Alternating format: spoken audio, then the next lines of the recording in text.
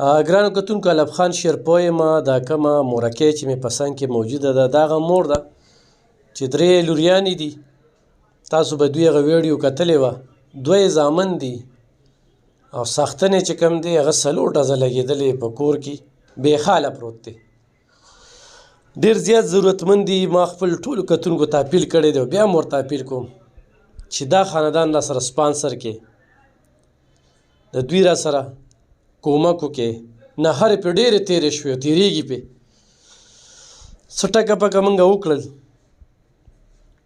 هغه کپړې یا وغیره وغیره، خو لکه نور ضرورتونه ډېر زیات دي او اوس به لاړ شي په دې به سودا به والي اوړه به والي هر څه به والي او هغه روډ چې کوم دی چې د ایران په باډر باندې اوسېږي د صوابۍ اوسېدونکی دی.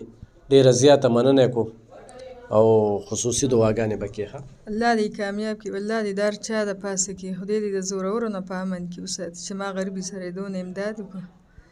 الله دې تاله عمر او ژوند درکړي. ګینې بس مونږ خو داسې اراده کوله چې بس خودکشي به وکړو، هېڅ د رقم نه لګي او بس چې دلته راځم نو بس ماشومان مې هم خوشحاله دي، پخپله هم خوشحاله یم.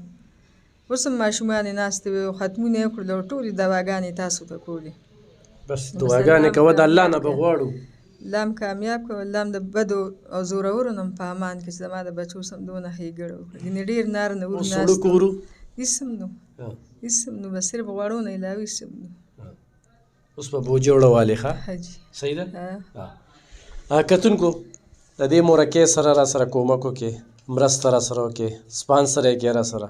ډېر انتخابي ضرورتمند دی. اپیل درته کوم د الله سره تجارت دی، بره د الله کیمره لګېدلې ده. څنګه چې ما تاسو ته ویلو چې تاسو راکړئ نو زه به یې دغه شانتې ورکړم.